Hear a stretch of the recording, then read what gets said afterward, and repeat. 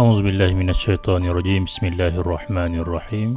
Assalamualaikum warahmatullahi wabarakatuh. InsyaAllah pada hari ini, pelajar sekalian, kita akan membincangkan bahagian penilaian bidang Al-Quran, pelajaran yang ketiga, hukum tajwid, bacaan ra', waqaf dan ibtida'.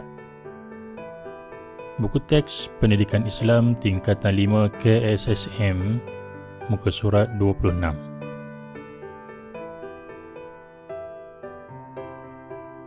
Soalan pertama,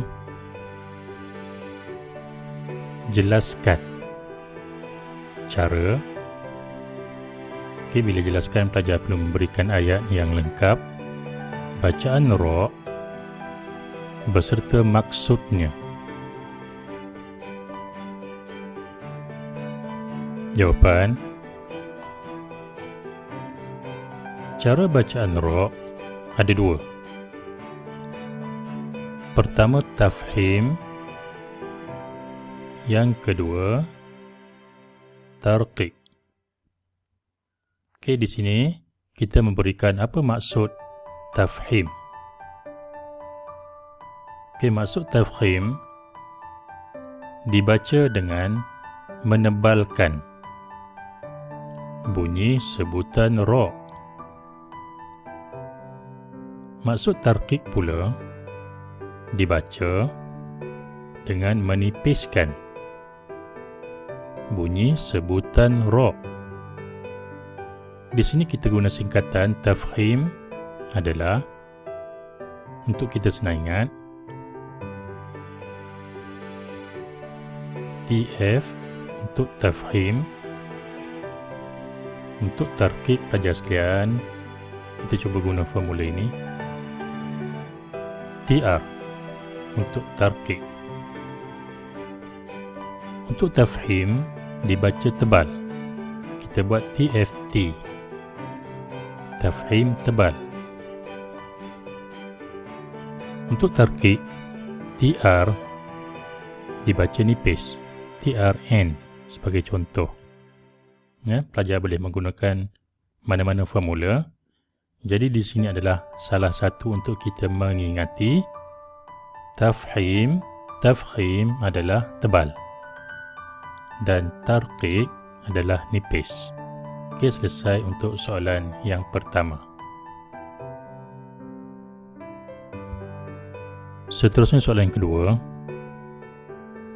jelaskan. Jelaskan adalah ayat yang lengkap, maksud, waqaf beserta jenis-jenisnya. Maksud waqaf beserta jenis-jenisnya. Jawapan: pertama, kita berikan apa maksud waqaf. Memberhentikan bacaan di akhir kalimah untuk bernafas. Apa tujuannya? Dengan tujuan menyambung bacaan semula. Itu maksud waqaf. Apa jenis-jenisnya?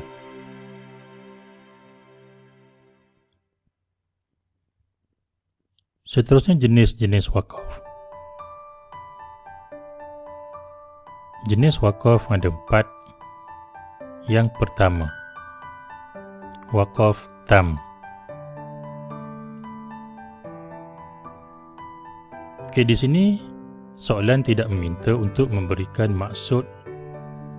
Apakah maksud daripada jenis ini? Waqaf tam, apakah maksud dia? Jika pelajar memberikan jawapan waqaf tam, yang kedua waqaf kafi, dah memadai. Untuk sebagai latihan, di sini Ustaz memberikan maksud daripada buku teks, supaya kita boleh mengulang kaji apakah maksud waqaf tam. Waqaf pada ayat yang telah sempurna maknanya dan tidak mempunyai kaitan dengan ayat selepasnya dari sudut lafaz dan makna. Jadi sebagai tambahan sahaja. Yang kedua, waqaf kafi. wakaf pada ayat yang telah sempurna maknanya, tetapi mempunyai kaitan dengan ayat selepasnya dari sudut makna, bukan lafaz.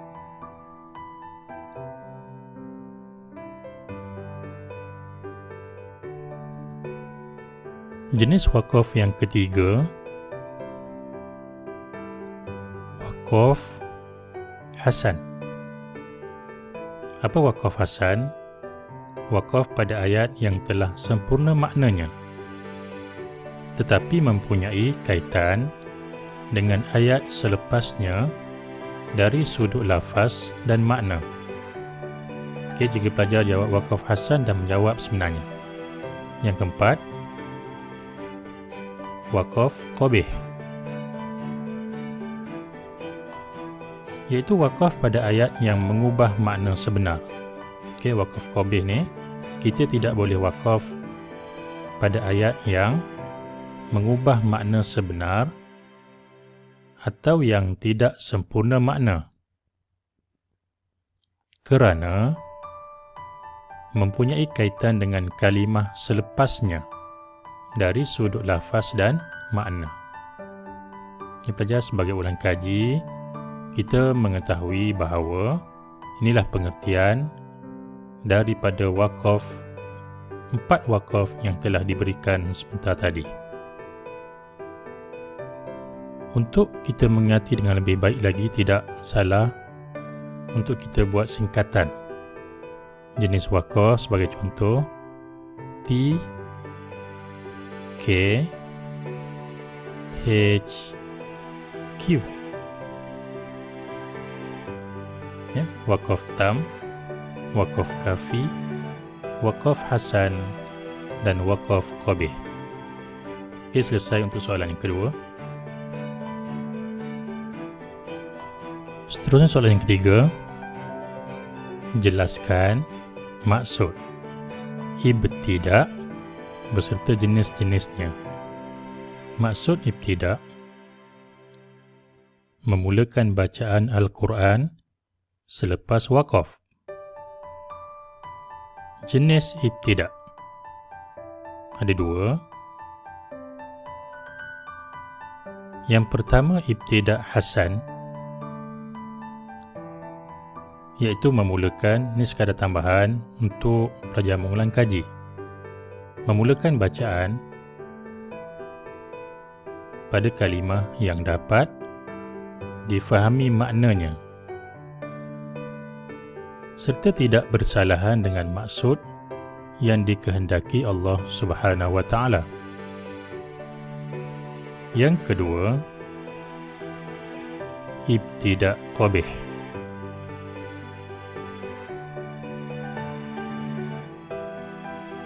apa maksud dia? Memulakan bacaan pada kalimah yang tidak menyampaikan maksud yang sebenar.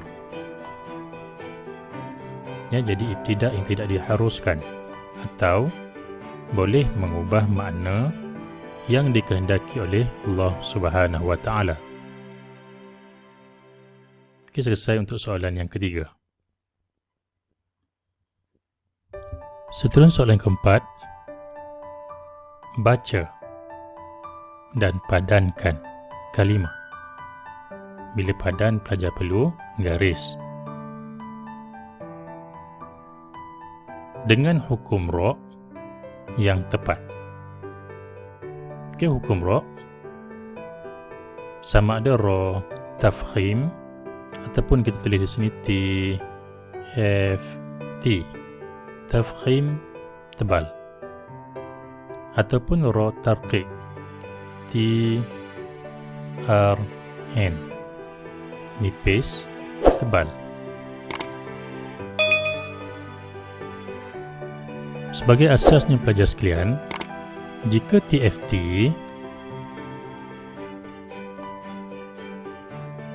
adalah huruf ra' yang berbaris atas dan berbaris depan, dia akan menjadi tebal, tafkhim tebal. Ya, jadi ro ni dia berbaris atas atau ro ni berbaris depan. Dhammah atau fathah. Jika tarqiq nipis N sama dengan ro ni berbaris di bawah. Ini asas dia.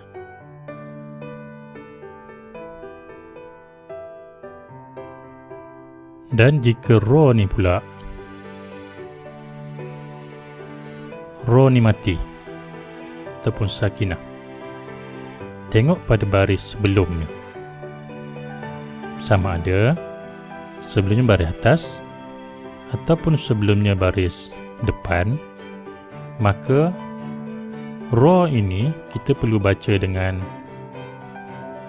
TFT, tebal. Jika ro ni mati, sukun, berbaris sukun, sebelumnya ada baris bawah, maka kita kena baca dengan baris ataupun dengan cara bacaan nipis. Kecuali selepas daripada ro ini ro mati, kemudian sebelumnya ada baris bawah, selepasnya ada huruf isti'la.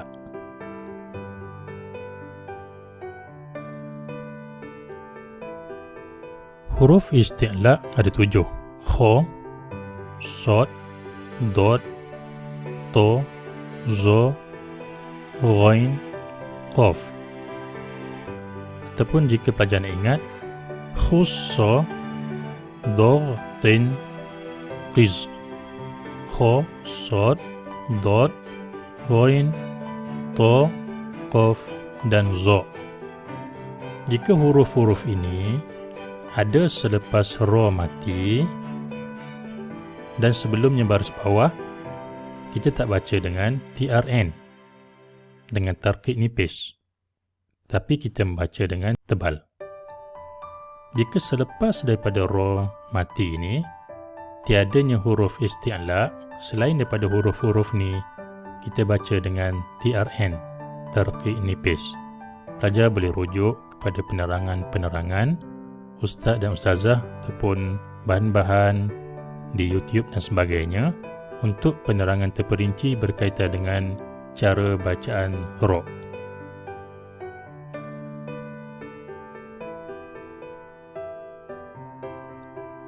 Yang pertama, wa zikra lil mu'minin.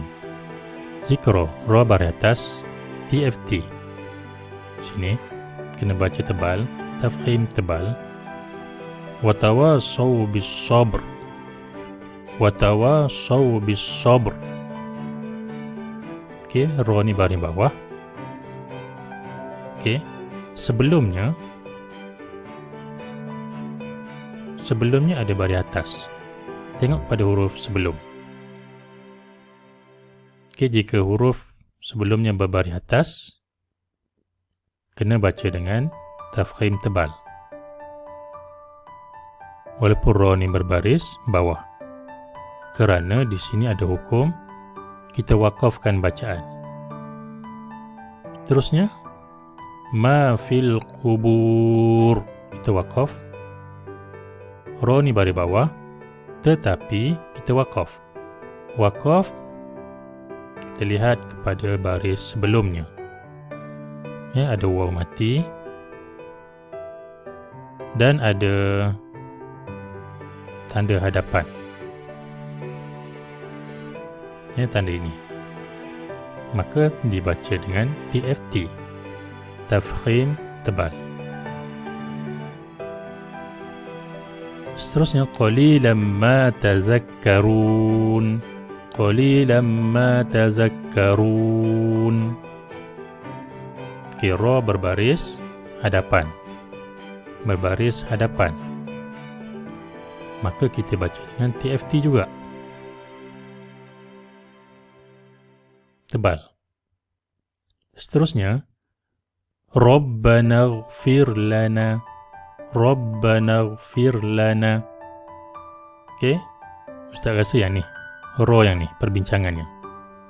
Di sini kita baca tebal Rabbana kerana baris atas. Jadi perbincangannya di sini. Fir lana. Yang ni kita baca nipis. Kerana apa? Ro ni mati dan sebelumnya baris bawah.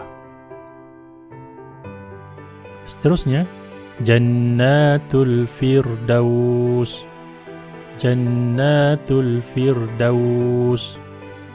Okey, ro ni mati, baris bawah, dan selepas dia bukan huruf isti'la. Huruf lam bukan huruf isti'la, dan huruf dal bukan huruf isti'la, maka dibaca dengan nipis. Jannatul Firdaus. Okay, selesai untuk soalan yang keempat. Soalan seterusnya yang kelima. Berdasarkan ayat di bawah, kenal pasti perkara berikut. Yang pertama, tanda waqaf, dan yang kedua, cara bacaan ra. Okay, pertama kita cari mana tanda waqaf. Okay, tanda waqaf yang pertama, jim kecil ni, kemudian sob lam ya ni, kemudian qaf lam ya. Yang ni tanda waqaf. Jadi, apakah maksud di sebalik tanda waqaf ini? Pertama, pelajar sekalian tengok jim kecil ini.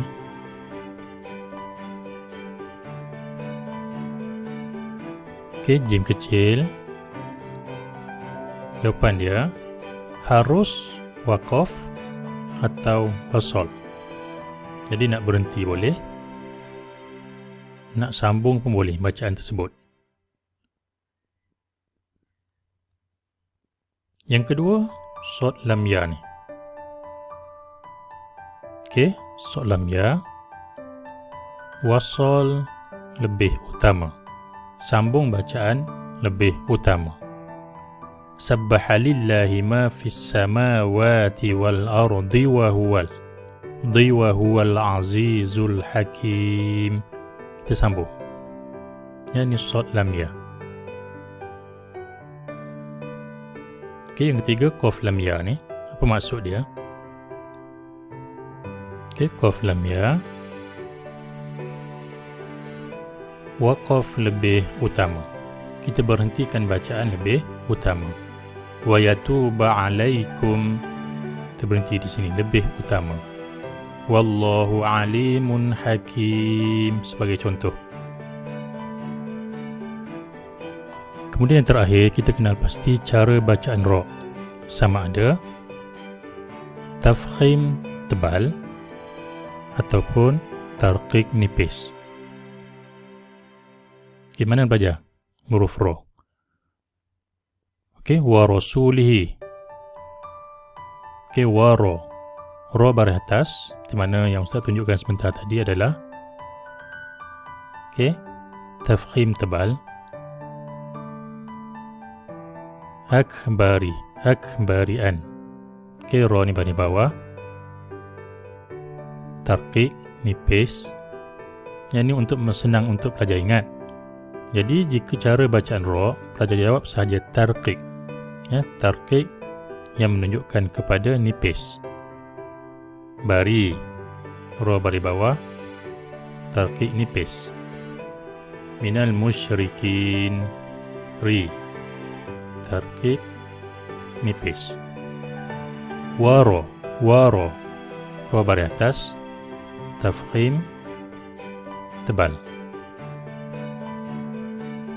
Khairu, khairul lakum. Ya, baris depan, dua baris di hadapan pun, jika dua pun adalah tafkhim tebal. Ghairu, seterusnya ghairu, tafkhim tebal. Wabashiril ladzi. Ra baris bawah, tarqiq nipis. Kafaru. Ra baris hadapan, tafkhim tebal. Okey, selesai. Ada berapa ni pelajar sekalian? 1, 2, 3, 4, 5, 6, 7, 8, 9. Ada 9 kalimah dan kita telah membahagikannya kepada tafkhim tebal dan juga kepada tarqiq nipis. Jadi dalam buku latihan pelajar sekalian, pelajar keluarkanlah ayat ini dan tulis kategori dia. Cara bacaan dia sama ada tafkhim ataupun tarqiq. Ya, pelajar keluarkan 9 kalimah ini ya, dalam buku latihan, kemudian letakkan dia di bawah kategori mana. Baik pelajar sekalian, setakat itu saja perbincangan kita bahagian penilaian. Bagi tajuk hukum tajwid, bacaan ra', waqaf dan ibtida'. Bagi bahagian bidang Al-Quran, tingkatan 5. Sama-sama kita membaca Al-Quran dengan bertajwid. Semoga hidup kita diridai oleh Allah Subhanahu wa taala. Semoga berjaya dalam hidup anda dunia dan akhirat. Wabillahi taufiq wal hidayah. Assalamualaikum warahmatullahi wabarakatuh.